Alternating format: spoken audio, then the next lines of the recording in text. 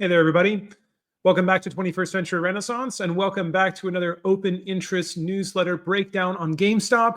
I am your host, Dr. Michael LoPiano. It's wonderful to see you all. Thank you so much for your continued support. We have another interesting day, of course, coming up for us as we continue to think about and look out for some important options activity, perhaps some catalysts that are going to drive some of our options activity going into and out of January OPEX. So we have some technical indicators. We have some suggestions that we do have something of a mild reversal, intra-trend reversal, possibly facing us today. Certainly, this is what's suggested from our technicals to occur sometime midweek. But we're going to be thinking, okay, just how far is this going to go? What do we need to see in order to have a continuation of our current paradigm, not only into the end of this week, but coming out of this week? So that's what we're going to be thinking about today. Certainly probably going to be a bit of a shorter video, right, compared to yesterday's video. If you did not have a chance to see yesterday's video or read yesterday's article, I would recommend that you go ahead and do that if you'd like to get a sense of the fuller context and some of the broader mechanics that are influencing our current price action and will be influencing our current price action. Why I'm going to be talking about some of the factors that I will be talking about today. I'd recommend that you go ahead and check that video out. I'll link that down in the description, along with along with today's article. For those of you that may be joining us for the first time, I write analyses and breakdowns of our technical and options data on GameStop every day pre-market, and I have this featured on my X page. So if you're watching this on YouTube, you can find today's article pinned or linked down in the description, and if you're watching this on X, it is pinned at the top of the page. So yeah, so let's hop into this. So the topic of today's article, right, total volume and RSI trend, RSI reached trend lows. So there are a couple factors that, particularly these two, that stand out to me as leading indicators, along with some others that we are looking for, that I'm looking for. I'm expecting something of a mild intra-trend bullish reversal heading into trading midweek. We have gotten some recovery. It does look like we are seeing some of the early signs of a broader recovery, of a return potentially to more stable conditions in the broader market, particularly in the S&P 500. So inflation data looks to be received well, right? This has beat expectations. So estimates as far as our inflation looks good, right? Futures are responding pretty positively to this in the broader market. So, right, we can, as I pointed out yesterday, negative, bearish, kind of risk-on market conditions when they are extended, pose something more of a risk to GameStop the longer that they're in place. And we do see that GameStop tends to be more vulnerable to downside price action, to shorting through synthetic liquidity brought in through ETFs.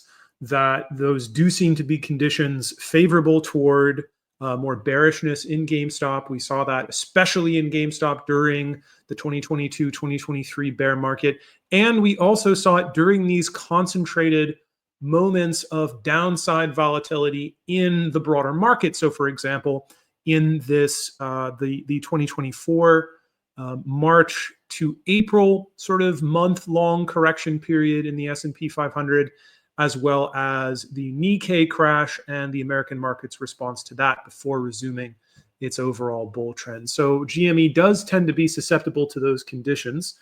So it's a good sign that inflation seems to be received well.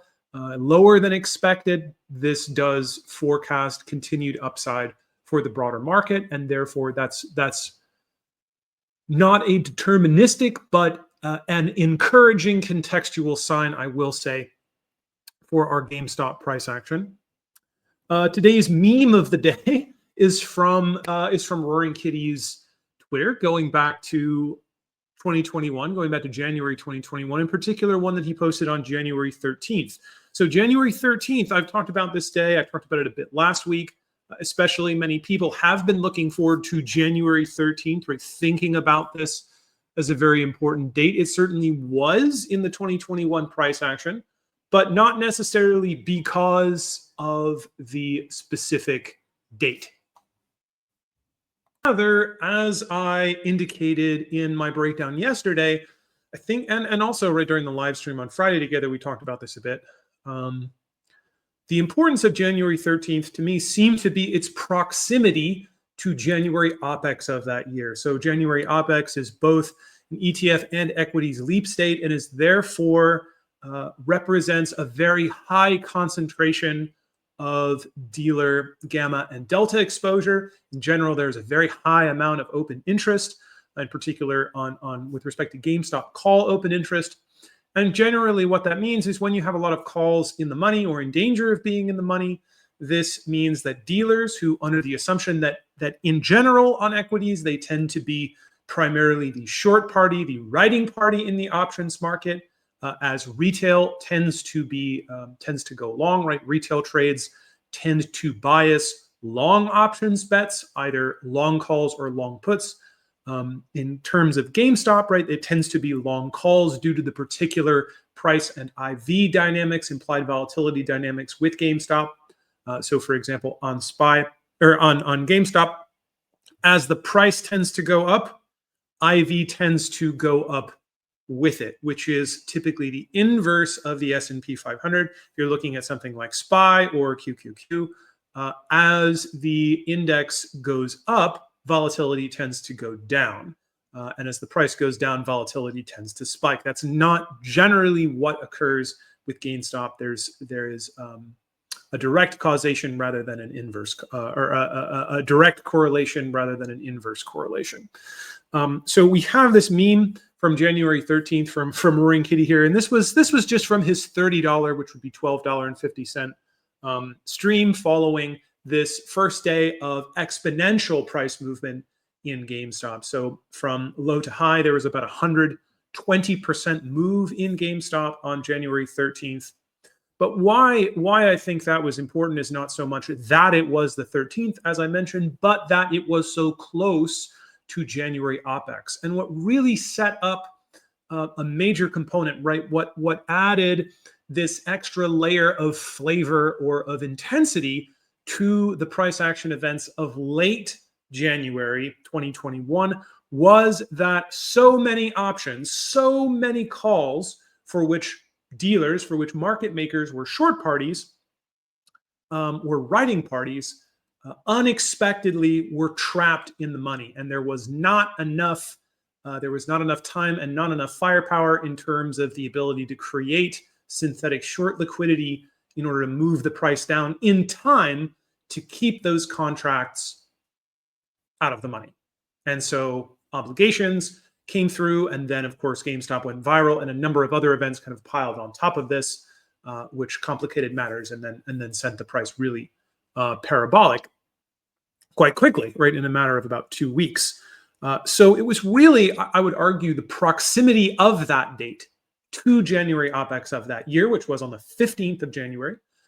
If we're going to see something like that, right, if we're going to have, even if it doesn't end up like that, even if it looks more like the 2013 GameStop bullish price action, this kind of slow as type squeeze, rather than something quite as dramatic, quite as dynamic as 2021, then we'd really be looking to see something around midweek, right? If someone like Ryan Cohen or Roaring Kitty or someone else, some other sort of institution that maybe, maybe Ryan Cohen or maybe Keith Gill, right, they're not doing things that are causal, but merely pointing out when causal influences from major institutions who are investing capital to move the market in a particular direction, right, that maybe one of these events, if it's going to occur and sort of replicate the types of effects that we saw then sort of tumble out of control in 2021 for market makers, then that's going to be something that we'd be looking to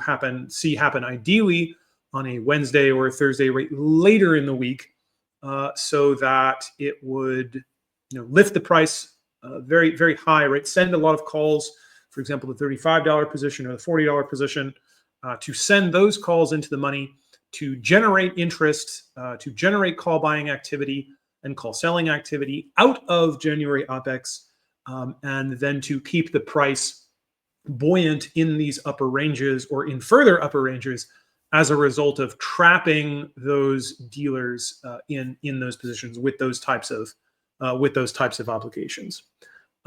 So we'd really be looking like that. So I'd say at this point, right, I'm not personally expecting like a roaring kitty tweet or something today, largely because I think it's too early, unless there's something like maybe there's a major swap roll or something coming, on Thursday. And so he tweets today or Wednesday, and then that sort of runs into this swap roll and then it moves up, right? Like, I'm not exactly sure what's going on in the background, but these types of events, they're going to be more important later in the week versus earlier in the week. And that's largely what we've seen from institutions, from Roaring Kitty, when it looks like they've been participating in these short volatility squeezes that I talked about in my video yesterday. Right, these are more important later in the week, right? These gamma ramps that then trap short volatility sellers in their positions and force them to hold more shares than they would otherwise like to hold, or have to go and buy more shares than they would otherwise prefer to, in order to hedge their short volatility positions and then deliver on those short options obligations. So, right, if you do want a fuller breakdown of this, I have linked in my article here. Yesterday's video, like I said, I'll put it down in the description too, in yesterday's article. So go check that out. Yesterday, price action, pretty underwhelming. Very low volume day, really. I mean, we had just about 5.6 million shares traded, maybe slightly more. That is our lowest volume day since November 7th. That's our lowest volume day since November 7th. And as a result, we also saw a considerable drop off in implied volatility. So we started the day, I think slightly higher than 120%. So largely where we left off on Friday. And just before the close here, well, we went up to 117, I guess, on this. Maybe this was some shorting that came in here just before the end of the day and then got kind of bought back up. But really, we dipped all the way down to probably about 111%, below 112, certainly. Maybe closer to 110%. So not quite as low as last week's lows, but definitely sold off a bit there. So possibly that opens the door for some options buyers to come in, right? People traders to shift their bets over to long volatility now that a good amount of that implied volatility has now come off the board, right? This has given them the opportunity to maybe exit some of their short volatility bets from last week, from that unexpected shot on Friday up to 135% implied volatility, and the effect that had on options pricing. So yeah, we saw some of that, but what was really heartening, I would say, I pointed this out in the article too, the most important part here is that we maintain full day support over the 104-hour simple moving average. So, right, I rely on technicals as another set of data points, right? Another area of trying to discern, okay, where do we have likelihood of reversal? Where do we have likelihoods of support? Largely because not of mechanical factors, right? Technical analysis is not mechanically causal.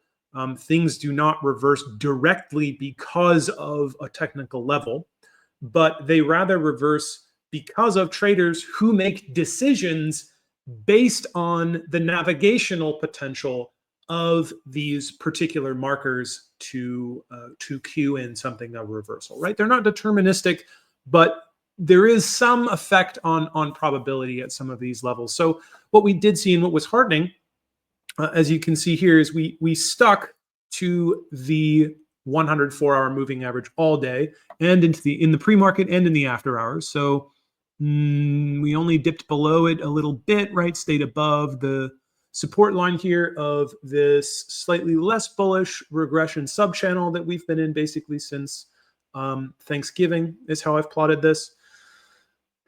It doesn't necessarily mean that we are looking at a reversal immediately. I mean, I think there's a pretty good chance of this. I would say there is a greater likelihood of reversal today, up at least into the middle of the channel, possibly a bit beyond, over the next couple of days. For a number of reasons, I think that support this.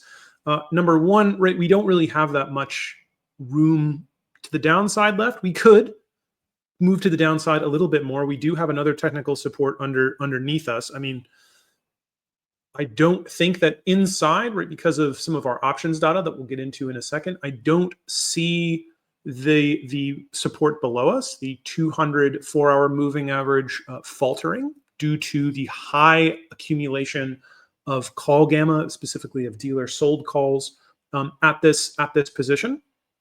So we have sort of an overlap of technical and options factors, which suggests that there's not only this kind of psychological support to $30. I mean, it's a round number. So there's that element. We have an important technical indicator, the 200 4-hour moving average. It has been and remains significant as a framing moving average for our current technical paradigm. So we have that there lending support to that level. Right, there are then some mechanically causal elements in that $30 is a place of very heavily supportive market maker dealer hedging activity that, so long as the price remains above that level, encourages market maker purchasing of shares in order to hedge that gamma. The gamma values at that position, the call gamma values at that position. So we don't have really that much room left to run to the downside. 30.50 is, as I pointed out, in the article, I'll talk about this in a second, is slightly negative, right? It's slightly biased in terms of put gamma, so it's a little slippery. It accelerates moves to the downside, but of course, right on the other side of that is that huge $30 call wall, call gamma exposure wall. So if we would move down, like if we get this move kind of right out of the open that goes down to around 30.50, 30.25 or something, really tries to slip through here, maybe we see something like 200,000 to 300,000 shares of short volume kind of dumped really quickly. That's going to send some pretty strong signals to reverse to the upside. I think that's going to get picked up by traders and institutions who are going to walk that into the middle of the day, in part because where are you going to go from there? Are you going to go to the downside? You're going to go to the downside in the context now. If SPY is recovering, if the broader market is recovering, responding well to this inflation print, are you going to try to push that down there? I don't really see the motivation to try to do that at this point. Doesn't mean it can't happen, but I'm not seeing any clear indicators that say, oh yeah, that's definitely going to be a successful endeavor. Risk is well managed there. I don't see that as being the case. We did reach an RSI low on our 4-hour chart yesterday. So the only lower value basically since October, prior to October, like mid-October that we've seen, was on the very bottom of our 1129 to 12.5, this sort of very steep bear trend, this attempt to dislodge what looked like an attempt to dislodge our price action from our overall technical paradigm, an attempt to restart or to take full advantage of another short volatility, short volume cycle, synthetic liquidity heading into earnings that was foiled with this 1-2 punch from Roaring Kitty and Ryan Cohen on 12.5 and on 12.10 with the earnings report and the Ryan Cohen's refusal to issue another at-the-market offering this quarter.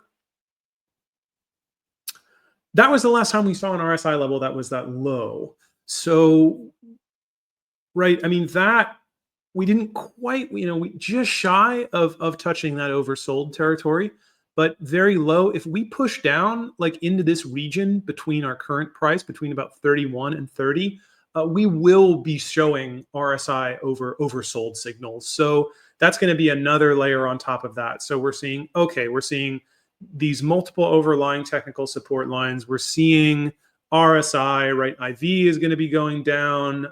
It's already come down quite a bit. We only have a few days, right? We have this option support at $30. $30 is a psychologically strong level. So we've got all of these factors that are saying support, support, support, support.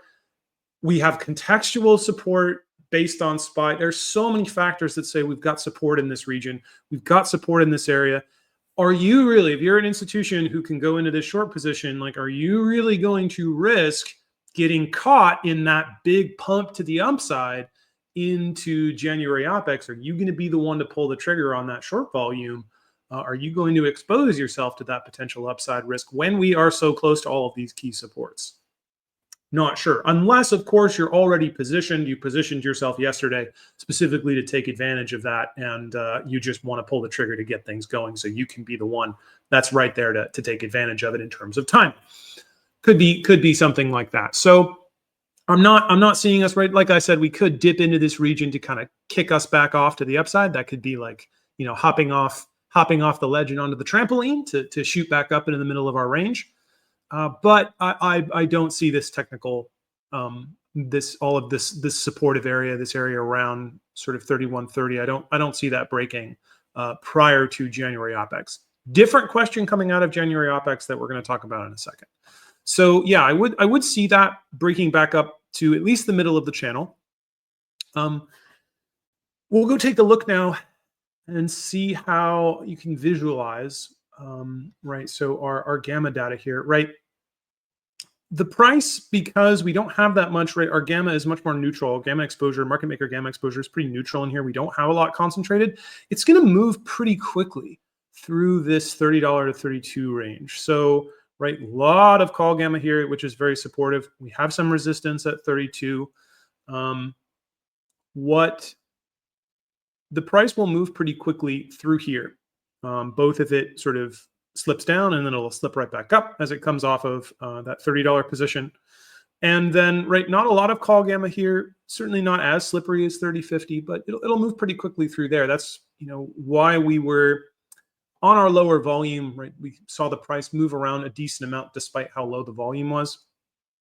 Right, we have less hedging activity in general taking place in this lighter bracket, in this more neutral bracket. As we move up, right, when we get this technical reversal, I would say the target for the technical reversal is this 32 to 33, high concentration of call gamma. Again, it's very thick. It keeps, without some major bullish options flow or major buying pressure from sort of external factors, it acts as a pretty thick, kind of grindy area, keeps the price trapped in here midweek, of course, until out of the money options start to really heavily apply delta decay through charm. So delta loss over time. As we head into the end of the week, those out of the money options, especially calls, dealers are going to be able to shed some of their hedges, some of those out of the money hedges, long share hedges for their short calls. As they experience those out of money calls, experience delta decay by loss of time value. So as we get into the end of the week, that's often why you'll see these moves maybe sort of cap off in the middle of the week and then spill off towards the end of the week as we have market makers, dealers can shed some of their hedges, their share hedges going into the end of the week as they lose delta value over time. So what I would say is, okay, if we're just looking at a technical reversal this week, which I would say is highly likely, we'll move into this range. It'll take us probably back into this range, this 32 to 33 area. Probably get pinned there Wednesday, maybe Thursday. If nothing else comes in, right, we could flirt up into the 33 to 34 area. 33 is pretty resistant coming up from the downside. But if the volume is particularly heavy, we can get carried through there. If a lot of new calls are open, right, that can cause hedging pressure. That's going to push us through that level. Once it's overcome, then it becomes supportive. But if we don't get something, say, if we don't get that kind of second punch, right, if we get this technical reversal, okay, we have this kind of organic buying sentiment that's going to take us into the middle of this range. If we don't get a catalyst, if we don't get something happening in the background, ETF related, some settlement buying, a Roaring Kitty tweet, a swap roll, a Ryan Cohen something, if we don't get stuff like that, if we don't get institutions that go, you know what, throttle, like pull the lever, just take this to the top of the range, because we want to be optimally positioned, right? We want to really shoot this up there so that we can enter in one last round of short calls, one last move up to this, make this look like, right, like a $35 test, this kind of triple top formation into the 34.50, 35 area, this historic resistance and support rate. Going back to 2021, 34.50 is a historic support point in our trading then. Right, give this kind of triple top. Then as we come out of January OPEX, if we don't get a major catalyst, we're going to have a ton of gamma exposure come off the board. We're going to have a ton of open interest come off the board. We're going to have a ton of delta exposure come off the board. Market makers are going to be able to deliver on whatever share obligations they have to, and then whatever shares they're still holding, right? Some of them will be cash settled, but then essentially whatever shares maybe they're still holding that they don't end up cash settling, they can just sell, because we have such reduced open interest for so many of our proximal strikes for our next 5 weeks heading into February OPEX.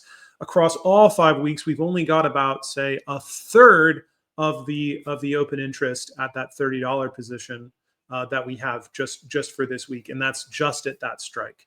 So there's going to be a lot less support. It's going to be easier, for example, meaning with lower numbers of shares available to loan, right? With lower liquidity, it's going to be easier for institutions to use interventive shorting to push the price around. If what they do is go ahead and push the price up this week, and they sell quite a lot of volatility off of these elevated levels, off of this price spike in the middle of the week, right? Optimally set them up for that, then turning then toward taking that synthetic liquidity and targeting this lower OI, this lower delta and gamma exposure environment coming out of January OPEX is going to be a golden opportunity for them to make money off of that downside move. Because as that price moves down, volatility is going to move down with it, and their short call positions are going to be quite a lucrative bet for them. That would mean that we would see something like a 5, maybe 6 week cool off period, maybe 7 week cool off period, something like that. I mean, it's not going to be a straight line. It'll probably, squiggle its way down there or something, but we could see things cool off, lower volume, lower volatility, and something like a retrace down into the $25 support, kind of test that, move out of this $30 to $35 bracket. And then as we approach early March, something like March 11th, we're going to have the sort of background implied volatility appreciation effect start to set in 2 weeks before GameStop earnings. This is a pattern we've seen develop over the past 2 years. Once again, it was there prior and leading into 2021. A lot of noise with all of this downward movement and volatility in the broader market in 2022 and 2023, restored toward the end of 2023, beginning of 2024. So probably something like that if we don't get catalysts this week. Obviously, if we do, then this landscape can change. Buyers can come in, can open new call positions off of this upward volatility heading into January OPEX, especially if there are some major positions like $35 that get trapped in the money. Then that's going to push our price up with T+1 early into next week. Maybe then that gives enough time for positions to be established to keep the price within this 30 to 35 range, or possibly if it really goes crazy to keep it in the 35, this new 35 to 40 bracket. But we would need to see something like that in order to see continued moves upward. So that's really what we're looking at here. So far, right? Yesterday, very low volume day. Where was I looking here? Right.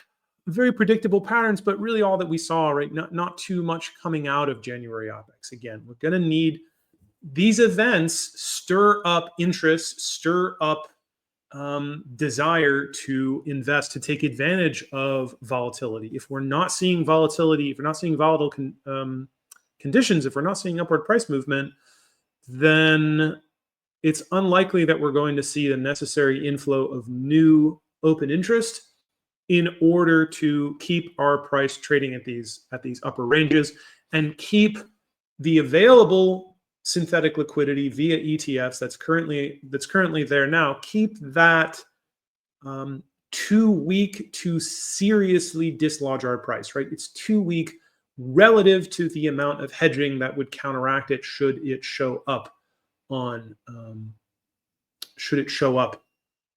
in our lit market this week. I think that's why we're not seeing too much of that drastically. Of course, if we don't have that same level of market maker hedging hypothetically in place to resist that type of shorting via synthetic ETF liquidity through shares available to borrow, then it's going to make that much more appetizing of a move for institutional participants. So yeah, so that's it. That's it for our breakdown today. As I said, a bit shorter, but hopefully this gives you a good idea of what I'm looking out for, of